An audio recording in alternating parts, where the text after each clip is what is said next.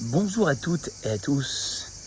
Une petite idée, très chers amis, qui part d'un constat à propos de l'éducation.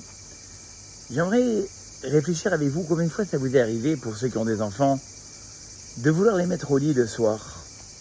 Et la plupart du temps, non, j'ai pas envie d'aller dormir, non, j'ai envie encore de m'amuser. Et plus tu vas dire à ton fils ou à ta fille, va dormir, et plus elle te dit non finalement.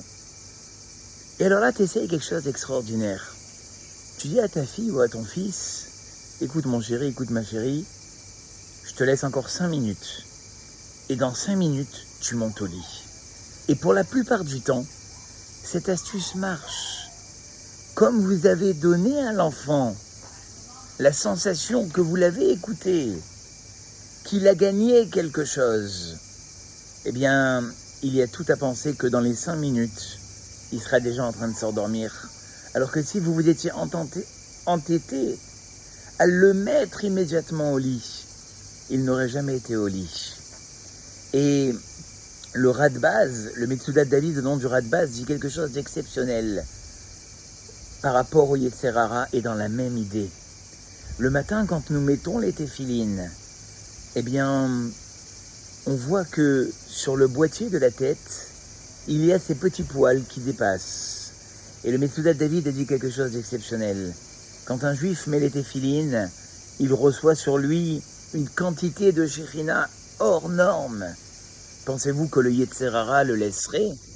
Il a fallu mettre sur ces téphilines des poils d'un veau qui peuvent laisser croire au Yetzer Hara qu'on va mettre les téphilines pour se rappeler du veau d'or.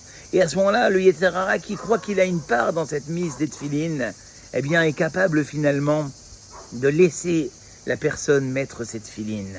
Eh bien, le Mirtav Eliyahu nous dit que face au Yetzer Hara de tous les jours, c'est peut-être un peu la même chose. Nous ressentons tous finalement des difficultés à l'engagement, des difficultés au changement. Mais si on était prêt finalement à dire au Yetzer Hara, maintenant je vais changer et tout à l'heure je me laisserai un peu aller. Cette idée de finalement dire maintenant je vais changer, mais après je ferai comme bon me semble. Ça laisse au Yetzer Hara une part et il nous laisse tranquille. Et peut-être que même après coup, quand on voudra revenir à nos erreurs, on se sera tellement senti bien dans ce moment d'élévation qu'on n'aura plus envie de revenir à nos erreurs précédentes. Je vous souhaite un excellent dimanche et je vous dis à très très bientôt pour un nouveau selfie.